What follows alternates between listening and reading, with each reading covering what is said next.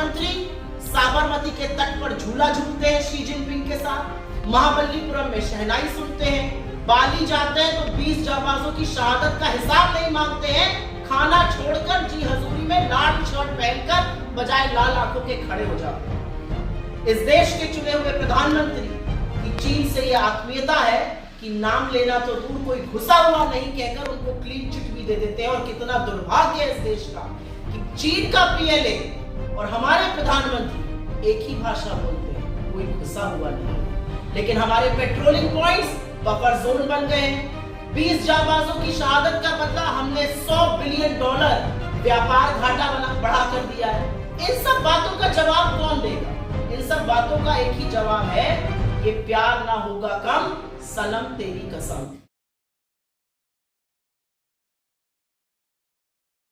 यही कहना चाह रहे हैं मोदी जी शी जिनपिंग से, मैं नहीं कह रही हूं, ये मेरे शब्द बिल्कुल नहीं है, ये मोदी जी के शब्द है कि हमारा ऐसा नाता है, वो वड़नगर आए तो फिर वो फलाना हुआ, ये समझ नहीं पाएंगे लोग कि दो लोगों में कितनी आत्मीयता हो सकती है। ये मेरे शब्द नहीं है, ये मोदी जी के शब्द है।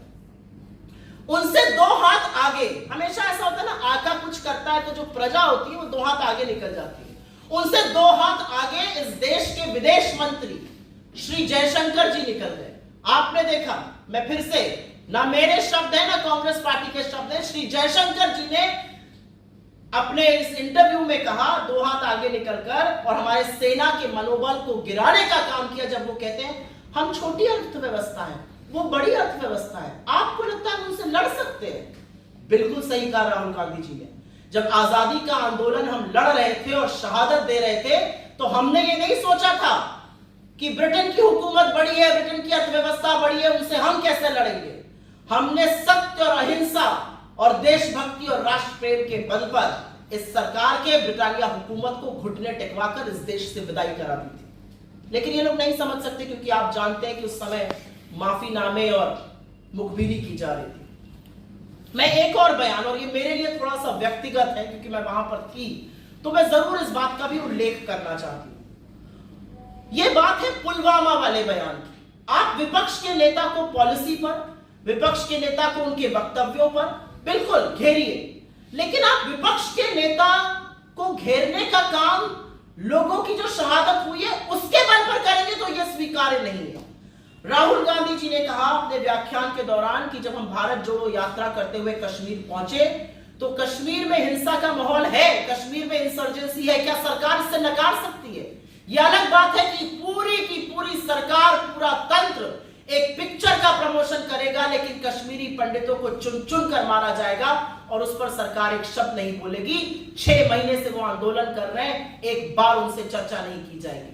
कश्मीरी पंडितों ने हमें आकर जो कैमरा पर कहा कि हमें सिर्फ और सिर्फ कैनन फॉडर और वोट बैंक के लिए यूज किया जाता है, हमारे लिए मोदी सरकार कुछ नहीं करती, ये असलियत है, ये सच है। तो राहुल गांधी जी ने कहा कि हम भारत जोड़ो यात्रा करते वक्त जब कश्मीर पहुंचे तो सुरक्षा कर्मियों ने हमसे कहा कि आप यहां मत चलिए, यहां पे असुरक्षा है, आपके ऊपर हैंड ग्रेनेड पड़ सकते हैं। लेकिन इन बातों के बावजूद उन्होंने कश्मीर में चलना कबूल किया। वो कश्मीर में चले और वो आगे कहते हैं कि तिरंगे के सैलाब को देखकर मुझे समझ आ गया कि जहां अहिंसा होगी, जहां मोहब्बत होगी, जहां प्यार होगा, वही विश्वास होगा। मुझसे लोगों ने कहा कि हमें लगा आप हमारी बात सुनने आए हैं, इसलिए आप यहां पर सुरक्षित हैं, और मैं सलाम करती हूं ऐसे जज्बे को। और उस पर भी, और इस पर मैं थोड़ा सा कोट करना चाहूंगी, राहुल गांधी जी ने बिल्कुल क्लियरली कहा अपनी फोटो को दिखाते हुए, there is me putting flowers on the spot where almost 40 soldiers were killed by a car bomb. आपके साथियों को, नोएडा के कमांडो वॉरियर एंकरगढ़ को by a car bomb, in a car bomb समझ में आता है। अगर ट्रांसलेशन आप गलत कर रहे हैं तो मेरे नेता के खिलाफत आप ये नहीं कर सकते हैं। राहुल गांधी जी ने कहा 40 सैनिक जहां पर मारे गए, एक कार बॉम्ब से 300 किलो आरडीएक्स जब आया और 400 जवान वहां पे मारे गए, उस स्थल पर जाकर उन्होंने पुष्प अर्पित किए। इस बयान पर भी आप राजनीति करिएगा, इस बयान पर भी आप ओछी, गंदी, अमानवीय राजनीति करिएगा। आप भले पुलवामा ना गए, और मैं कहना नहीं चाहती थी जब पुलवामा में सैनिकों की शहादत होती है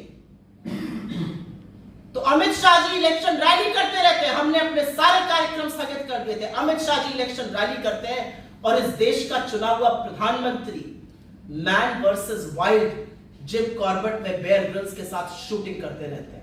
तमामों घंटे के बावजूद भी प्रधानमंत्री मोदी ने अपनी शूटिंग नहीं रोकी, और जब पुलवामा में सैनिकों की शहादत हुई तो प्रधानमंत्री को कोई उनकी शूटिंग से डिस्टर्ब नहीं कर पाया था। हमारे नेता ने जाके वहां पर पुष्प अर्पित किया, आप उस पर हमें बोलेंगे? इस पर तो हम आपको ऐसा मुंह तोड़ जवाब देंगे कि आपको छुपने की जगह नहीं मिलेगी। और अंत में मैं एक बात जरूर कहूंगी कि कैम्ब्रिज यूनिवर्सिटी जैसे विश्व विख्यात संस्थान में जो 1206 में स्थापित हुआ, और जैसा कि मैंने आपको बताया जहां पर leading luminaries of our times पढ़कर निकले, चाहे उसमें पंडित नेहरू हो, चाहे राजीव जी हो, चाहे चार्ल्स डार्विन हो, चाहे स्टीफन हॉकिंग हो, चाहे अमर्त्य सेन जी की एसोसिएशन रही हो, एक जबरदस्त इंस्टीट्यूट है ये।